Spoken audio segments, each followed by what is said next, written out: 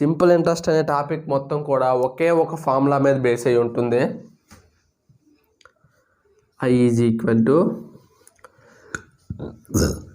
PTR/100.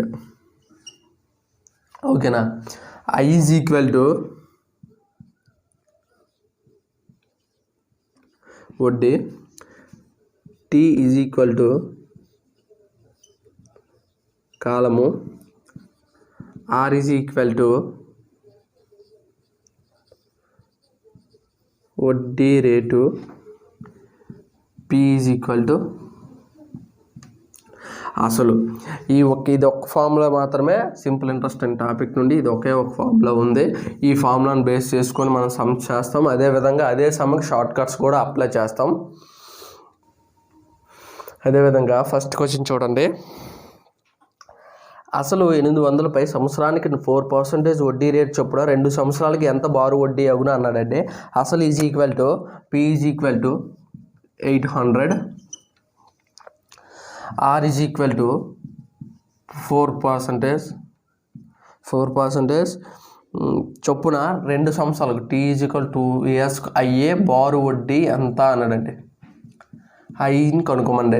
I is equal మనకు formula ఏంటండి, I is equal to PTR/100. ఓకేనా? I కనుక్కోమండు. P ఎంత 800 into 2 into 4/100. 8 2 16, 16 4 64. I is equal to 64 వచ్చిందండి. అదేవిధంగా ఇప్పుడు మనం షార్ట్ కట్ అప్లై చేద్దాం. 1 yearకి 4% రేట్ ఆఫ్ ఇంట్రెస్ట్ అయితే 2 yearsకి ఎంత అవుతుందండి? 8%. 800లో 8% ఎంత? 800లో 8% ఎంత? 800లో 1% అనేది 8% అంటే 64. ఇది short cut. Okay, next question.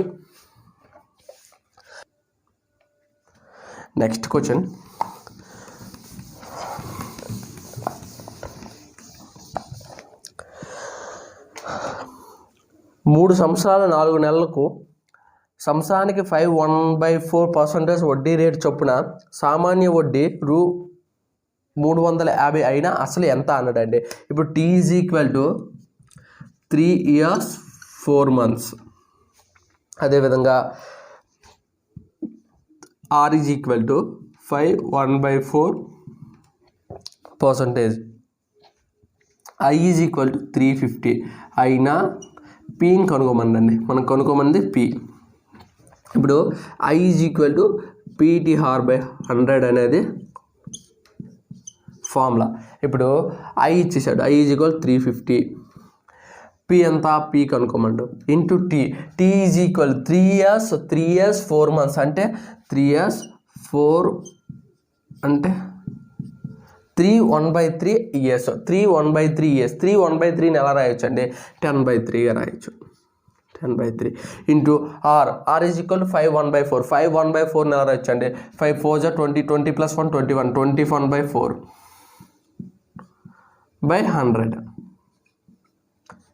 3 7 750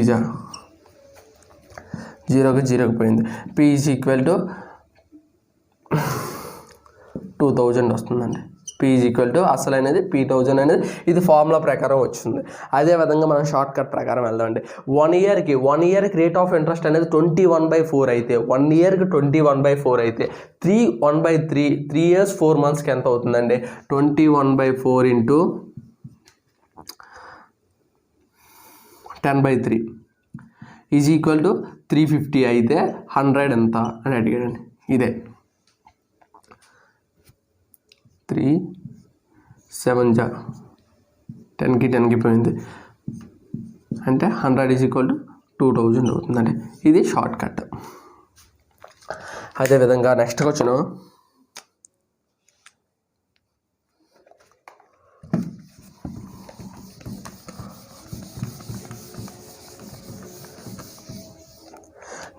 చూడండి.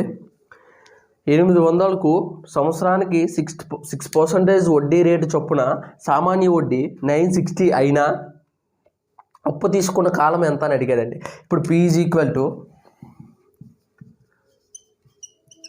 8000, ఆర్ ఈజ్ ఈక్వల్ టు 6%, వడ్డీ ఐ ఈజ్ ఈక్వల్ టు 960 అయినా టీని కనుక్కోమండి.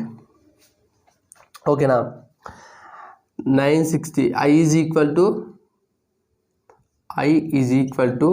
PTR/100.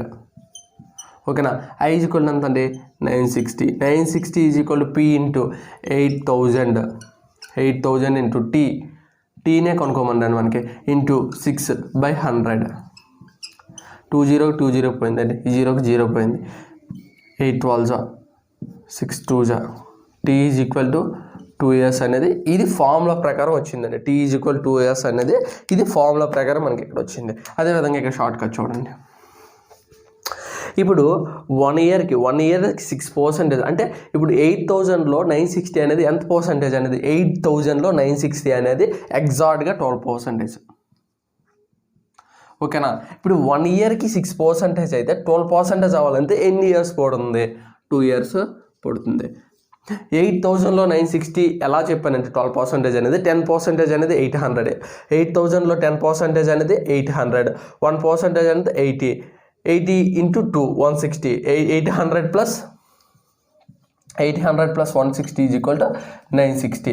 8000లో 960 అనేది 12%. పర్సంటేజెస్ అనేది చాలా బాగా రావాలండి ఈ టాపిక్కి. షార్ట్ కట్ మనం అప్లై చేయాలంటే పర్సంటేజెస్ వచ్చి ఉండాలి. నెక్స్ట్ క్వశ్చన్ అండి, 10,000కు సంవత్సరానికి 4.1.5 వడ్డీ రేటు చొప్పున సామాన్య వడ్డీ 3825 అయినా అప్పు తీసుకున్న కాలం ఎంత అన్నాడండి. ఇప్పుడు P is equal to 10,000, P is equal 10,000, R is equal to 4/1/2% అయినా సామాన్య వడ్డీ is equal to I is equal to 3825 అయినా T ఈక్వల్ టు ఎంత అని అడిగాడండి. ఇప్పుడు ఫస్ట్ ఫార్ములా అప్లై చేద్దాం. I is equal to PTR/100 అనేది ఇది ఫార్ములా. ఓకేనా, ఇప్పుడు 10,000 into I is equal 3825 into మనం కనుక్కోమన్నది T ఇంటూ 4.1.5 ఎలా రాయొచ్చండి 9/2/100. 2 zeros పోనాయండి. 9 1 2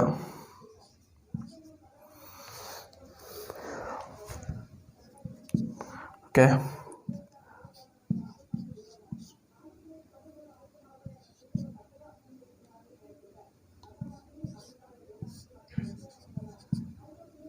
equal to T is equal to 8.5 years అవుతుందండి. 8.5 అంటే T is equal 1.5 years. 8 years 6 months పడుతుందండి. అదేవిధంగా ఇక్కడ మనం షార్ట్ కట్స్ చూద్దాం. చూడండి, ఇప్పుడు 10,000లో 3825 అనేది ఎంత పర్సెంటేజ్? 10,000లో 3825 అనేది 38.25%. 1 yearకి 4.5% అనేది రేట్ ఆఫ్ ఇంట్రెస్ట్ అయితే ఎన్ని ఇయర్స్లో 38.25 అవుతుంది? 4.5 ఇంటూ ఎక్స్ 4.5 ఇంటూ ఎక్స్ 1 yearకి. ఇప్పుడు మనం ఫస్ట్ 8 years తీసుకుందాం అండి. 4 8 36.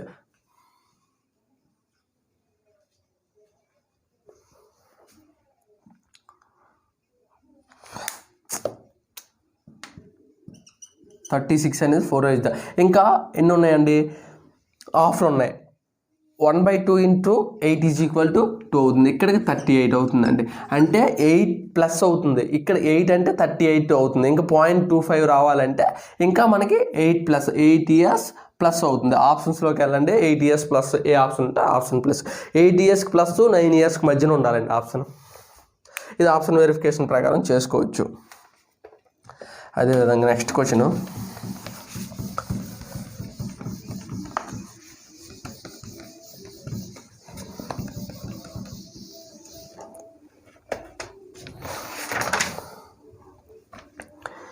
బ్యాంక్ ఆఫ్ ఇండియా నుండి ఒక వ్యక్తి 10,000 సంవత్సరానికి 10% వడ్డీ రేటు చొప్పున సంవత్సరానికి వడ్డీకి అప్పుగా తీసుకున్నట్లయితే ఆ వ్యక్తి 5 సంవత్సరాల అనంతరం ఎంత మొత్తం బ్యాంకుకి చెల్లించాలి? ఇప్పుడు ఒక వ్యక్తి P ఈజ్ ఈక్వల్ 10,000 అండి. 10,000 తీసుకున్నారు. R is equal 10%. 10% ప్రకారం T = 5 years. 5 years తర్వాత ఎంత చెల్లించాలి అన్నారండి. ఇప్పుడు మనం ఫార్ములా ప్రకారం చేద్దాం. I = PTR/100.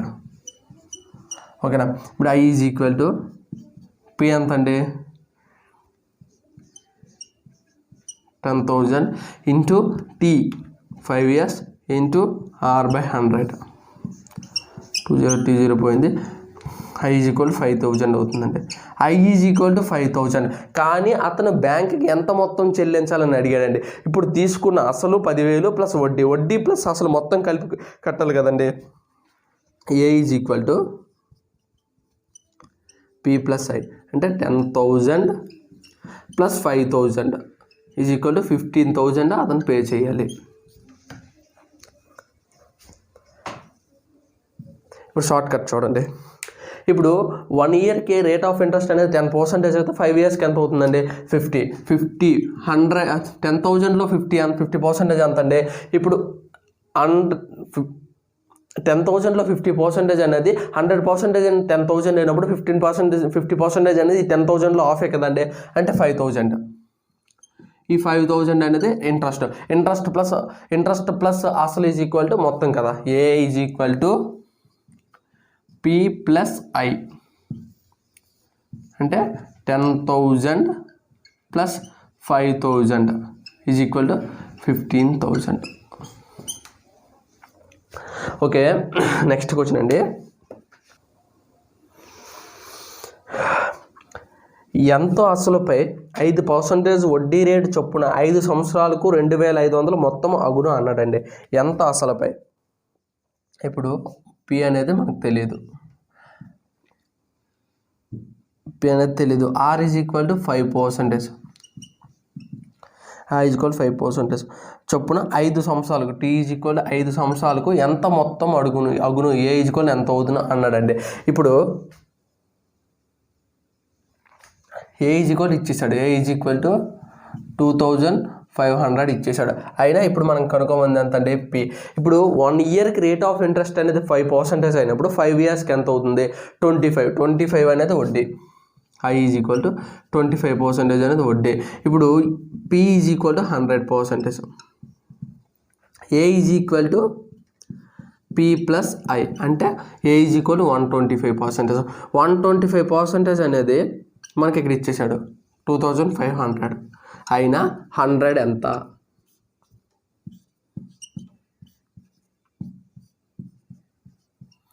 2,000 అనేది అవుతుందండి. P =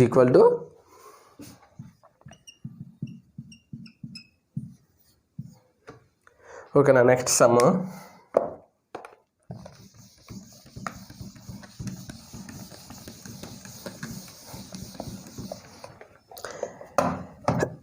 నెక్స్ట్ సమ్ చూడండి. కొంత సొమ్ముపై ఎంత వడ్డీ రేటు చొప్పున మొత్తం అసలుకు 16 సంవత్సరాల్లో 3 రెట్లు అగున అన్నాడండి. కొంత సొమ్ము, ఆ సొమ్ము ఎంత అంటే P = 100 అనుకోండి. P = 100 ఎంత వడ్డీ రేటు చొప్పున, R = మనకు తెలియదు. T = 16 సంవత్సరాల్లో 3 రెట్లు అగును అన్నాడండి. ఇది ఆడి క్వశ్చన్లో ఇచ్చిన డేటా. I = PTR/100 అనేది ఫార్ములా. ఓకేనా. I = PTR/100 అనేది ఫార్ములా. ఇప్పుడు I = P ఎంత అండి, 100 ఇంటూ T ఎంత, 16 into rate of interest by 100. ఇప్పుడు లాస్ట్ కండిషన్లో ఏమన్నాడంటే ఒకసారి చూడండి. మొత్తం అసలు అనేది 3 రెట్లు అవుతుంది అన్నాడు. అంటే 100 రూపీస్ ఉన్నది 300 అవుతుంది. అంటే ఎంత వడ్డీ వచ్చినప్పుడు 100 అనేది 300 అయిందంటే మనకి ఎంత వడ్డీ వచ్చినట్లు, 200 వడ్డీ వచ్చినట్లు.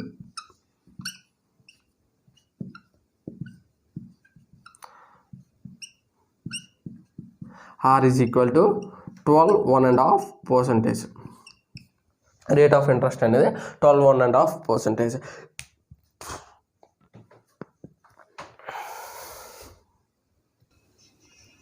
నెక్స్ట్ క్వశ్చన్ చూడండి. కొంత సొమ్ముపై ఎంత వడ్డీ రేటు చొప్పున మొత్తం అసలుకు 12 సంవత్సరాల్లో 4 రెట్లు అవుతుంది అన్నాడండి. కొంత సొమ్ము అంతే ఎంత తీసుకోవాలి? P = 100. P = 100. ఎంత వడ్డీ రేటు చొప్పున? R = మనకు తెలియదండి. మొత్తం అసలుకు 12 సంవత్సరాల్లో T = 12 సంవత్సరాల్లో మొత్తం అసలుకు 4 రెట్లు అవుతుంది అన్నాడు.